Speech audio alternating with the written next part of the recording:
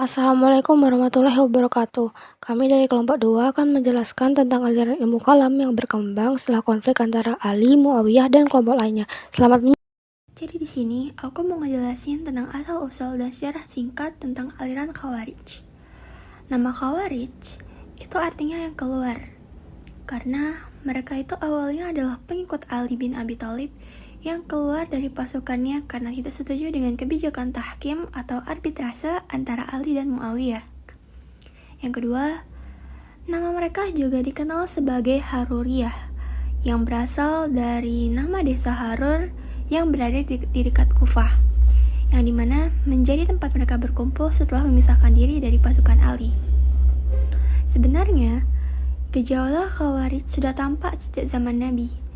Contohnya, pada suatu hari, ada seseorang yang bernama Zulkhuwaisirah yang protes kepada Rasulullah terkait pembagian harta. Nabi bilang, akan muncul pengikut seperti dia yang rajin beribadah, namun pemahamannya sesat. Sejak itulah, Khawarij selalu muncul dalam sejarah Islam untuk memberontak pemerintah yang mereka anggap tidak sesuai dengan hukum Allah. Selanjutnya adalah sekte-sekte dari aliran Al-Khawarij dan doktrin ajarannya. Yang pertama itu ada sekte Al-Muhakimah. Ini merupakan sekte Khawarij asli. Mereka mempunyai slogan La hukma illa lillah, yang artinya hukum hanya milik Allah. Ini merujuk pada Quran Surat Al-An'am ayat 57, yang dimana mereka menolak arbitrase atau tahkim karena dianggap melawan hukum Allah. Yang kedua, ada sekte Al-Azariqah. Ini merupakan sekte paling ekstrim yang dipimpin oleh Nafi bin Al-Azraq. Semua orang Islam di luar kelompok mereka ini dianggap musyrik. Menurut mereka, semua orang Islam yang musyrik itu boleh ditawan dan dibunuh, termasuk anak dan istri mereka. Wilayah mereka ini dianggap sebagai negara Islam, sementara di luar itu dianggap sebagai wilayah kafir. Wilayahnya ini terbagi menjadi dua, yaitu Dar al-Islam yang merupakan negara Islam dan juga Dar al-Kufr yang merupakan daerah yang dikuasai atau diperintah oleh orang kafir. Selanjutnya ada sekte An-Najdah. Sekte ini dipimpin oleh Najdah bin Amir, yang dimana sekte ini lahir karena tidak setuju akan ekstrimnya sekte Asyariqah. Namun sekte An-Najdah ini tetap keras. Mereka bilang orang luar yang berbeda pendapat itu kafir dan kekal di neraka. Sementara pengikut mereka sendiri itu saat melakukan dosa besar, mereka tidak akan kekal di neraka, namun hanya dihukum sementara lalu keluar. Selanjutnya ada sekte Al-Ajaridiyah. Sekte ini dipimpin oleh Abdul Karim bin Ajarat, yang dimana sekte ini itu lebih moderat. Mereka tidak wajib hijrah ke wilayah mereka dan juga tidak boleh merampas semua harta perang kecuali harta orang yang benar-benar mati. Anak kecil juga tidak dianggap musyrik, namun mereka dianggap salah karena menolak surah Yusuf sebagai bagian dari Al-Quran, hanya karena isinya bercerita tentang cinta. Selanjutnya ada sekte As-Sufriyah. Nama As-Sufriyah sendiri itu dinisbahkan kepada Ziyad bin Asfar, yang dimana sekte ini membawa paham yang mirip dengan paham Al-Azariqah, namun lebih lunak. Mereka ini membedakan dua arti jenis kafir. Yang pertama itu ada kafir an-nikmah, yang kedua adalah kafir billah. Kafir an-nikmah artinya mengingkari nikmat Allah, namun mereka tidak sampai keluar dari Islam. Sementara kafir nikmah itu mengingkari Allah, yang dimana mereka dianggap keluar dari Islam. Yang terakhir ada sekte Al-Ibadiyah. Sekte ini merupakan sekte yang paling moderat di antara sekte-sekte sebelumnya, yang dimana sekte ini itu dipimpin oleh Abdullah bin Ibad pada tahun 686 Masehi. Doktrin teologi mereka yaitu tidak langsung mengkafirkan orang yang berdosa besar, namun hanya disebut dengan muwahhid atau kafir nikmat. Mereka juga tidak boleh perang di wilayah muslim atau Dar at-Tauhid. Harta yang boleh dirampas saat perang hanya berupa senjata dan kuda milik musuh, bukan semua jenis harta yang mereka bawa. Selanjutnya adalah aliran Syiah. Syiah pada dasarnya berarti sahabat atau pengikut. Dalam konteks Islam, istilah ini tuh sering merujuk untuk menyebut kaum pendukung Khalifah Ali bin Abi Thalib. Lalu ada beberapa pendapat ahli mengenai istilah Syiah ini. Menurut McDonald, istilah Syiah ini merupakan istilah yang digunakan kaum Sunni yang notabene itu lawan kaum Syiah sebagai ejekan kepada mereka. Namun menurut Watt, nama itu tidak diberikan oleh kaum Sunni, melainkan Syiah menamai diri mereka itu Syiah sendiri. Selanjutnya, Asratani menyebut bahwa Syiah itu meyakini bahwa kekhalifahan itu harus berdasarkan penunjukan wasiat dari Nabi atau delegasi langsung gitu. Nah, konsep ini tuh bernama Naswa Syiah. Lalu mereka juga meyakini bahwa keturunan Nabi memiliki keeksklusifan kepemimpinan, terutama Ali bin Abi Thalib dan keturunannya. Keberadaan sekte Syiah ini tidak jauh dari tokoh kontroversial bernama Abdullah ibnu Saba. Beliau merupakan pendeta Yahudi dari Yaman yang berpura-pura masuk Islam. Sebagian ahli bilang kalau dia pura-pura masuk Islam itu karena ingin menghancurkan Islam dari dalam, karena mereka susah untuk menghancurkan Islam dari luar. Nah, Abdullah ibnu Saba ini mempunyai beberapa propaganda untuk mengacaukan Islam. Beliau kerap kali menyanjung-nyanjung Ali bin Abi Thalib secara berlebihan dan menjelek-jelekkan khalifah-khalifah lain. Di antara propagandanya yaitu Al-Wisoyah. Isi dari propaganda ini adalah Nabi Muhammad berwasiat kepemimpinan setelah beliau meninggal merupakan kepemimpinan Ali bin Abi Thalib. Lalu propaganda yang kedua adalah Ar-Rajjah. Isi dari propagandanya itu Nabi Muhammad kayak nggak mau kalah sama Nabi Isa. Jadi Nabi Muhammad akan kembali saat akhir zaman nanti bersama Nabi Isa dan juga Ali bin Abi Thalib. Jadi mereka itu percaya kalau misalnya Ali masih hidup. Lalu propaganda yang terakhir adalah ketuhanan Ali. Ibnu Saba juga mempropagandakan bahwa Tuhan itu bersemayam di tubuh Ali. Makanya Ali bisa mengetahui hal-hal gaib. Bahkan petir adalah suara Ali dan kilat adalah senyumannya.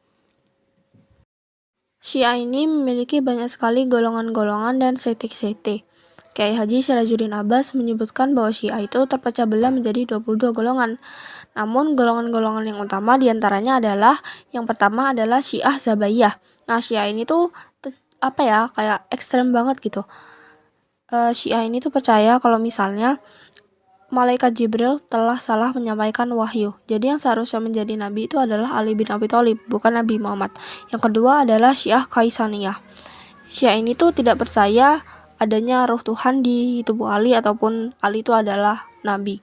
Namun mereka percaya bahwa imam mereka, Imam Syiah adalah orang yang maksum dan mendapatkan wahyu. Tapi bukan dalam konteks nabi, hanya kayak wahyu ilahi saja. Lalu Syiah yang selanjutnya adalah Syiah Imamiyah. Golongan ini tuh percaya kepada imam-imam yang ditunjuk langsung oleh Nabi, meliputi Ali bin Abi Thalib sampai 12 orang imam keturunannya, yaitu Ali bin Abi Thalib, Hasan bin Ali, Husain bin Ali, Ali bin Husain, Muhammad bin Ali, Ja'far bin Muhammad, Musa bin Ja'far, Ali bin Musa, Muhammad bin Ali bin Muhammad, Husain bin Ali, dan yang terakhir adalah Muhammad bin Hasan. Lalu yang selanjutnya adalah Syiah Ismailiyah. Nah, Syiah yang ini itu mempercayai bahwa hanya 7 orang imam, yaitu mulai dari Ali bin Abi Thalib dan diakhiri oleh Ismail bin Ja'far yang lenyap dan akan keluar pada akhir zaman. Nah, sekte ini tuh berkembang di Pakistan. Selanjutnya, saya akan membahas terkait aliran Murji'ah. Aliran Murji'ah adalah sebutan yang ditujukan bagi orang-orang yang menunda menghukumi persoalan konflik politik antara Ali bin Abi Thalib, Muawiyah bin Abu Sufyan, dan Khawarij sampai pada hari perhitungan di akhirat nanti. Aliran ini muncul pada abad pertama Hijriyah dan diyakini dibawa pertama kali oleh Ghailan ad-Dimashqi. Awalnya, kaum Murji'ah ini tuh hanya terlibat dalam perdebatan di bidang siasah, politik, dan khilafah.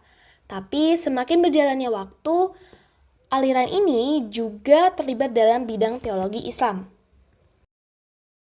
Tokoh-tokoh yang menganut aliran Murji'ah adalah Abu Hasan As-Sholihi, Yunus bin An-Namiri, Ubaid al-Muqtaib, Bishr al-Marisi, Muhammad bin Karam, Hasan bin Bilal al-Muzni, Abu Salat as-Saman, Thawbah Dirar bin Umar, dan seorang penyair yang terkenal pada zaman Daulah Umayyah, yaitu Sabit bin Qutonah.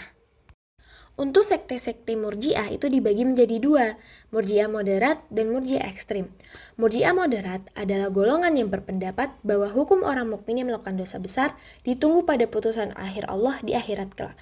Jadi, golongan ini tuh berpendapat bahwa orang yang melakukan dosa besar itu tidak langsung dianggap kafir, atau mereka itu akan kekal di dalam neraka.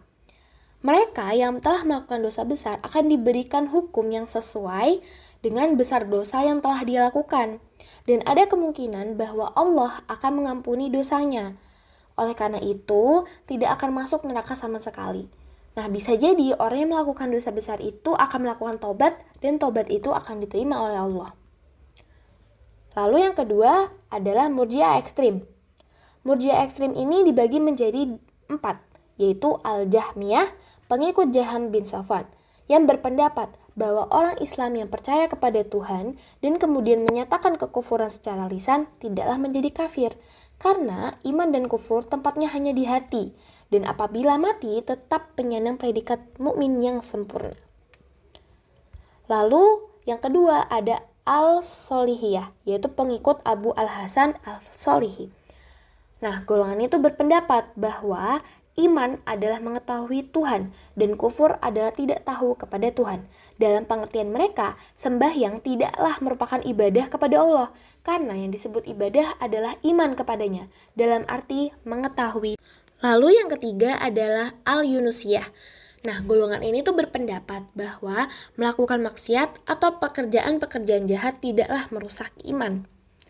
Lalu yang keempat adalah Al-Hasaniyah, yang berpendapat bahwa jika seseorang mengatakan, saya tahu bahwa Tuhan melarang makan babi, tetapi saya tidak tahu apakah babi yang diharamkan itu adalah kambing ini. Orang yang demikian tetap mukmin dan bukan kafir. Dan jika seseorang mengatakan, saya tahu Tuhan mewajibkan naik haji ke Ka'bah, tetapi saya tidak tahu apakah Ka'bah di India atau di tempat lain. Orang yang demikian juga tetap mukmin. Aliran Jabariyah. Aliran Jabariyah adalah sebuah paham dalam ilmu kalam Islam yang sangat fatalistik, meyakini bahwa manusia tidak memiliki kebebasan dalam bertindak atau memilih. Semua perbuatan manusia, baik ataupun buruk, sepenuhnya ditentukan oleh kehendak dan takdir Allah Subhanahu wa Ta'ala. Secara etimologi, Jabariyah berasal dari kata jabara yang berarti memaksa atau mengharuskan. Aliran Jabariyah lahir di Khurasan, Persia dengan tokohnya bernama Jaham bin Safwan. Karena pahamnya yang serba pasrah, khalifah pertama dari dinasti Umayyah, yaitu Muawiyah bin Abu Sufyan, mempolitisasinya sehingga Jabariyah jadi aliran yang memperoleh dukungan pemerintah Daulah Umayyah. Aliran Jabariyah dibagi menjadi dua, yaitu aliran ekstrim dan aliran moderat. Yang pertama yaitu aliran ekstrim. Ajaran Jabariyah yang ekstrim mengatakan bahwa manusia itu lemah, tidak berdaya, terikat dengan kekuasaan dan kehendak Tuhan. Tidak mempunyai kehendak atau kemampuan bebas sebagaimana yang dimiliki oleh paham Qadariyah. Seluruh tindakan dan perbuatan manusia tidak boleh lepas dari skenario dan kehendak Allah Subhanahu wa Ta'ala. Yang kedua yaitu aliran moderat. Ajaran Jabariyah yang moderat mengatakan bahwa Tuhan menciptakan segala perbuatan manusia, baik yang positif maupun negatif, namun manusia tetap memiliki peran di dalamnya. Kekuatan yang diciptakan oleh Tuhan dalam diri manusia berfungsi untuk mewujudkan perbuatan tersebut. Doktrin aliran Jabariyah yang pertama yaitu manusia tidak memiliki kekuasaan atau kehendak sendiri. Mereka diibaratkan seperti wayang yang digerakkan oleh Tuhan. Yang kedua, semua perbuatan manusia adalah takdir Allah, baik itu kebaikan maupun keburukan. Yang ketiga, surga dan neraka tidak kekal, hanya Allah Subhanahu wa Ta'ala yang kekal. Yang keempat, iman adalah ma'rifat dalam hati, sehingga seseorang tidak dianggap beriman meskipun meninggalkan kewajiban agama atau melakukan dosa besar. Yang kelima, kalam Allah atau Al-Quran adalah makhluk yang tidak bersifat qadim atau kekal. Lalu yang terakhir yaitu 6, Allah Subhanahu wa Ta'ala tidak memiliki sifat yang serupa dengan makhluknya, seperti berbicara, melihat, mendengar, dan tidak dapat dilihat di akhirat kelak. Aliran Qadariyah. Qadariyah muncul dari latar belakang politik yang cukup kompleks pada masa pemerintahan Muawiyah bin Abu Sufyan. Saat itu, Muawiyah gencar melakukan delegitimasi terhadap pemerintahan Ali bin Abi Thalib dan bahkan mencaci maki mendiang Ali. Sebagai respon terhadap situasi politik yang menekan ini, sebagian ulama yang tidak setuju dengan gaya politik Muawiyah namun tidak berdaya, justru mengembangkan doktrin yang menyatakan bahwa segala sesuatu yang terjadi adalah atas kehendak Allah dan manusia tidak memiliki kemampuan untuk menentukan nasibnya sendiri. Ironisnya, doktrin ini kemudian justru dimanfaatkan oleh Muawiyah untuk melanggengkan kekuasaannya. Nah, sebagian kritik teologis terhadap Muawiyah muncullah dua tokoh penting yaitu Ma'bad al-Jauhani dan Ghailan ad-Dimashqi. Mereka lah yang melontarkan kritik dan paham yang kemudian dikenal sebagai Qadariyah. Doktrin ajaran Qadariyah. Pertama, Qadariyah sangat menekankan tanggung jawab manusia. Mereka meyakini bahwa manusia memiliki tanggung jawab penuh untuk menegakkan kebenaran dan kebaikan serta menghancurkan kezaliman. Kedua, mereka percaya pada konsep kebebasan memilih atau free will and free act. Artinya, manusia diberi daya dan kekuatan oleh Allah untuk melakukan perbuatan. Manusia bebas untuk memilih apakah akan melakukan kebaikan atau keburukan. Konsekuensi dari kebebasan memilih ini adalah pertanggungjawaban. Manusia harus mempertanggungjawabkan semua perbuatannya di hari akhir. Jika melakukan perbuatan baik, ia akan mendapatkan pahala dan kebahagiaan di akhirat. Sebaliknya, jika melakukan perbuatan buruk, ia akan mendapatkan siksa di neraka.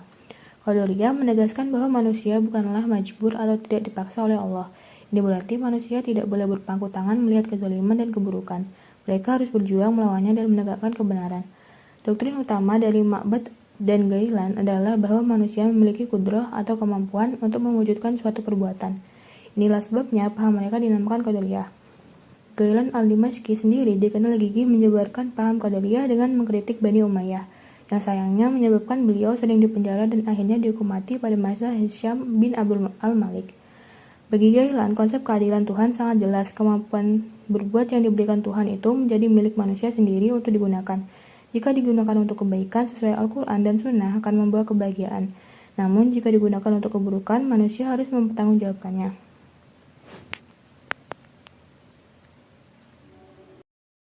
Dasar ayat dari aliran Qadariyah ini adalah firman Allah Subhanahu wa taala dalam Quran surat Al-Kahfi juz ke-18 ayat ke-29 yang berbunyi Afal yu'minu wa masya famasya.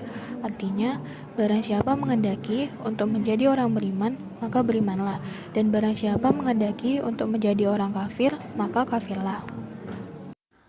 Mu'tazilah muncul di Basrah dari Wasil bin Atta yang berpendapat pelaku dosa besar berada di antara mukmin dan kafir. Karena perbedaan pendapat, ia memisahkan diri dari gurunya dan disebut Mu'tazilah. Aliran ini rasional, menekankan tauhid dan keadilan Tuhan, serta sempat jadi aliran resmi di masa Abbasiyah sebelum diganti oleh Asy'ariyah dan Maturidiyah. Pokok ajaran Al-Mu'tazilah 1. Al-Tauhid atau keesaan Allah. Allah suci dari sifat yang menyerupai makhluk, tidak dapat dilihat dengan mata, bahkan di akhirat sekalipun. 2. Al-Adl atau keadilan Allah. Allah tidak menciptakan keburukan dan tidak ikut campur dalam perbuatan manusia. Manusia sepenuhnya bertanggung jawab atas perbuatannya. 3. Al-Wa'd 3. Al-Wa'd wa al-Wa'id atau janji dan ancaman. Allah pasti menepati janji dan ancamannya. Orang baik mendapat pahala, orang jahat mendapat siksa. 4. Al-Manzilah bainal al-manzilatin. Pelaku dosa besar tidak dikatakan mukmin atau kafir, tetapi berada di posisi antara keduanya atau fasik. 5. Al-Ma'ruf nahi munkar atau wajib mengajak pada kebaikan dan mencegah kemungkaran. Aliran Asy'ariyah. Sejarah aliran Asy'ariyah. Aliran Asy'ariyah adalah aliran yang didirikan oleh Abu Al-Hasan Ali bin Ismail Al-Asy'ari. Berdirinya aliran ini dikarenakan ketidakpuasan Abu Hasan Al-Asy'ari dan keraguannya terhadap doktrin ajaran Mu'tazilah. Beliau merasa bahwa sikap aliran Mu'tazilah lebih mementingkan pemikiran akal daripada menggunakan Al-Quran dan hadis. Untuk itu, Al-Asy'ari mulai mengembangkan ajaran teologinya dengan mendahulukan dalil nakli dan membatasi penggunaan logika, filsafat. Dan cara pemikiran Al-Asy'ari yang demikian itu menjadi mudah dipahami, sehingga memperoleh pengikut dan pendukung yang banyak. Aliran teologinya disebut Ahlus Sunnah wal Jamaah, karena banyak menggunakan Al-Sunnah dalam merumuskan doktrin dan memperoleh banyak pengikut yang cukup besar. Pemikiran Al-Asy'ari kemudian dikembangkan oleh generasi penerusnya, seperti Imam Al-Ghazali, Imam Fakhrul Razi, dan lain sebagainya. Pokok-pokok ajaran Asy'ariyah. Yang pertama, sifat Tuhan. Pandangan Al-Asy'ari tentang sifat Tuhan terletak di tengah-tengah antara Mu'tazilah dan Mujassimah. Al-Asy'ari mengakui adanya sifat-sifat Allah sesuai dengan zat Allah sendiri, namun sama sekali tidak menyerupai sifat-sifat makhluk. Jadi Allah mendengar tetapi tidak seperti manusia mendengar. Allah dapat melihat tetapi tidak seperti penglihatan manusia, dan seterusnya. Yang kedua adalah kekuasaan Tuhan dan perbuatan manusia. Pendapat Al-Asy'ari dalam soal ini juga berada di tengah-tengah antara Jabariyah dan Mu'tazilah. Al-Asy'ari mengatakan bahwa manusia tidak berkuasa menciptakan sesuatu, tetapi berkuasa karena memperoleh kasbi dari Allah. Yang ketiga, keadilan Tuhan. Menurut Al-Asy'ari, sifat keadilan Tuhan sifatnya itu mutlak, sebab Tuhan Maha Kuasa atas segalanya. Yang keempat, melihat Tuhan di akhirat. Menurut paham Asy'ariyah yang berpendapat bahwa Tuhan akan dilihat oleh penduduk surga, oleh hamba-hambanya yang soleh, yang banyak mengenal Tuhan ketika hidup di dunia. Allah berfirman dalam surah Al-Qiyamah ayat 22-23 yang bunyinya sebagai berikut. Bismillahirrahmanirrahim. Wujuhun yawmaidin nadhirah ila rabbiha nadhirah. Yang artinya, wajah-wajah orang-orang mukmin pada hari itu berseri-seri. Kepada Tuhannya lah mereka melihat. Berdasarkan ayat tersebut, Abu Hasan Al-Asy'ari berpendapat bahwa ketika orang mukmin dimasukkan ke surga, maka wajah mereka berseri-seri karena kegembiraannya. Dan kegembiraan yang paling tinggi adalah ketika mereka melihat Tuhan. Secara akliyah, setiap yang ada atau wujud dapat dilihat. Tuhan itu ada, maka bisa dilihat. Adapun tentang bagaimana cara-caranya penghuni surga melihat Tuhan, maka itu diserahkan kepada Tuhan. Yang kelima, dosa besar. Aliran Asy'ariyah mengatakan bahwa orang mukmin yang melakukan dosa besar dihukumi fasik. Terserah kepada Tuhan apakah akan diampuni dan langsung masuk surga atau dijatuhi siksa karena kefasikannya dan kemudian baru bisa dimasukkan ke surga. Semuanya itu terserah Tuhan. Aliran yang selanjutnya adalah aliran Maturidiyah. Aliran Maturidiyah ini dibagi menjadi dua, yaitu aliran Maturidiyah Samarkand dan juga aliran Maturidiyah Bukhara. Yang pertama adalah aliran Maturidiyah Samarkand. Aliran Maturidiyah didirikan oleh Abu Mansur Al-Mutaridi yang lahir di Maturid dekat Samarkand pada pertengahan abad 3 Hijriah dan beliau wafat pada 333 Hijriah. Ia hidup di era perdebatan teologi Islam yang masih dinamis.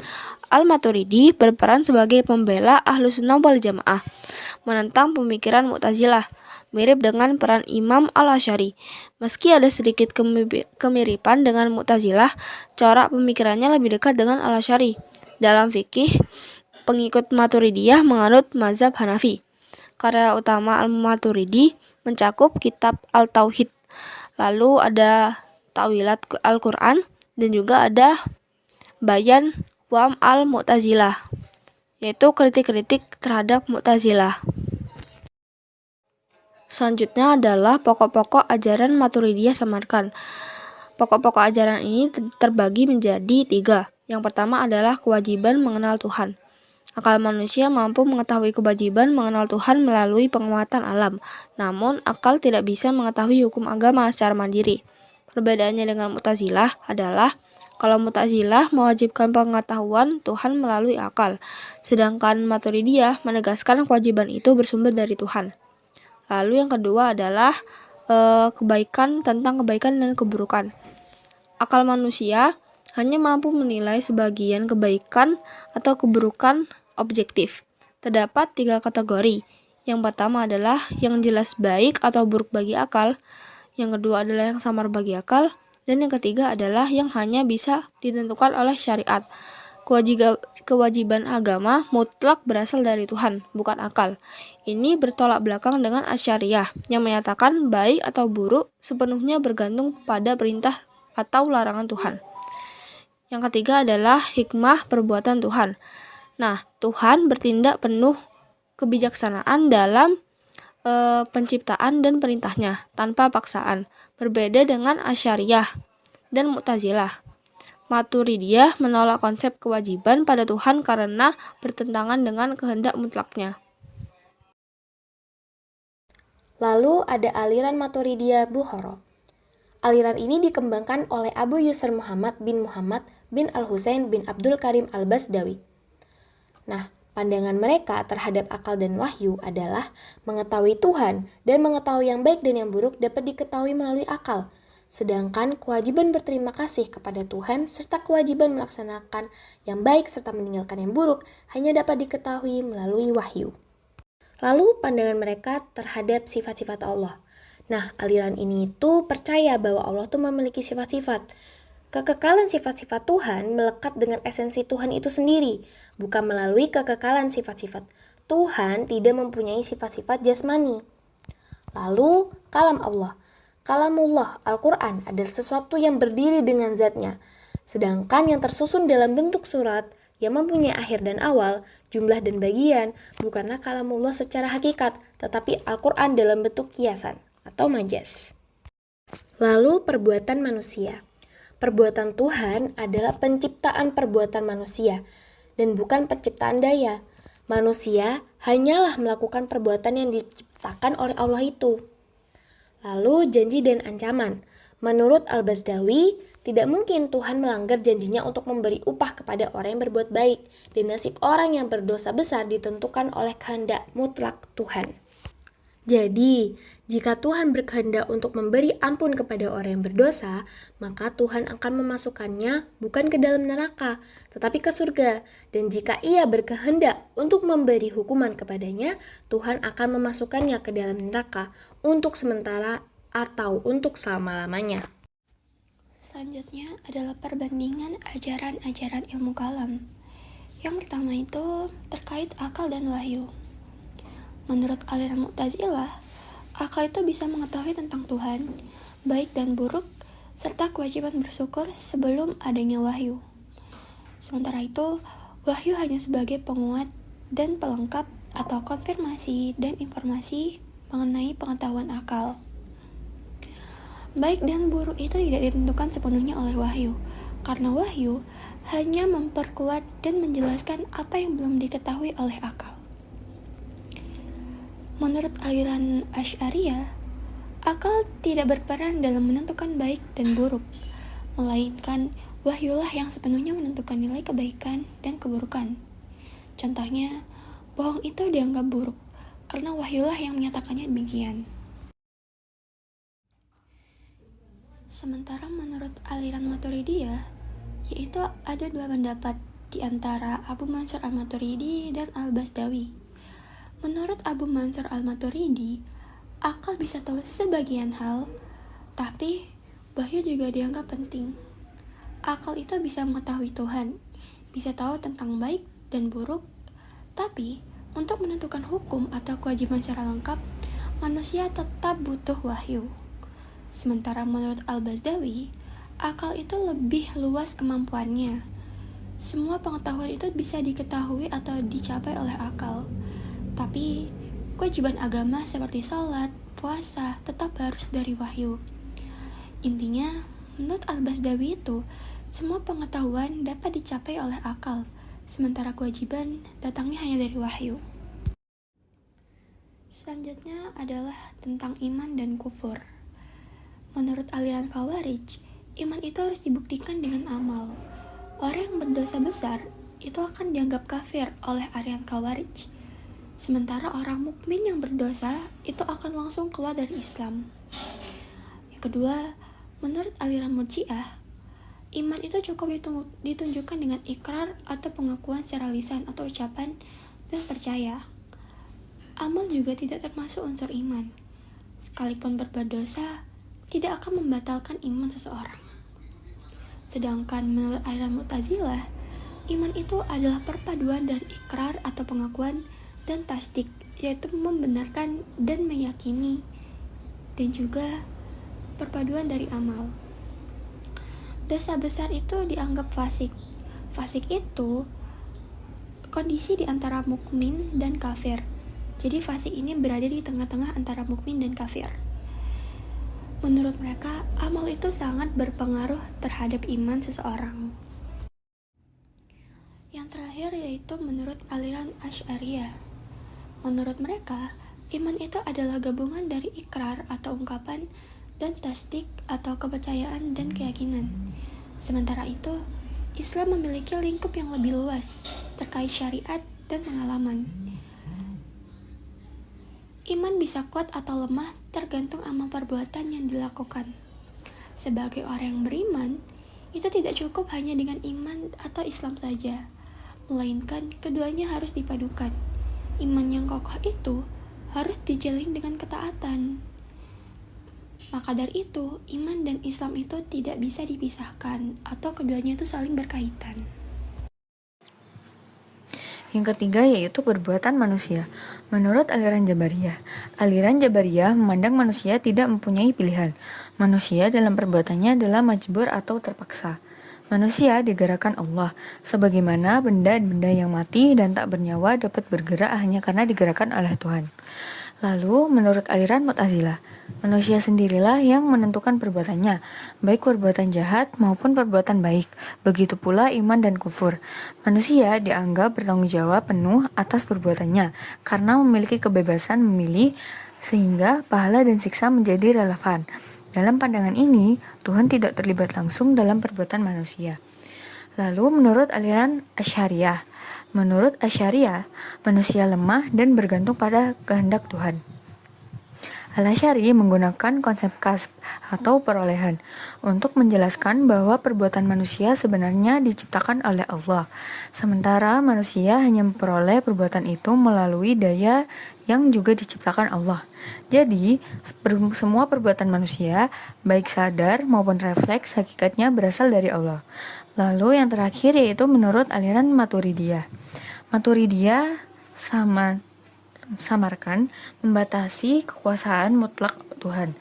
Berpendapat bahwa Tuhan hanya melakukan yang baik dan wajib berbuat baik bagi manusia, termasuk mengirim Rasul.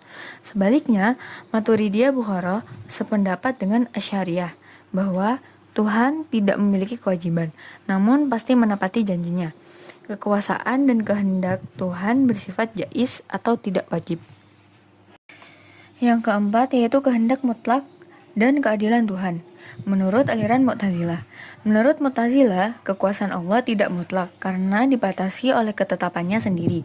Manusia dianggap mampu menciptakan perbuatannya sendiri, baik atau buruk. Wasil bin Atha menekankan kebebasan manusia agar keadilan Tuhan terwujud.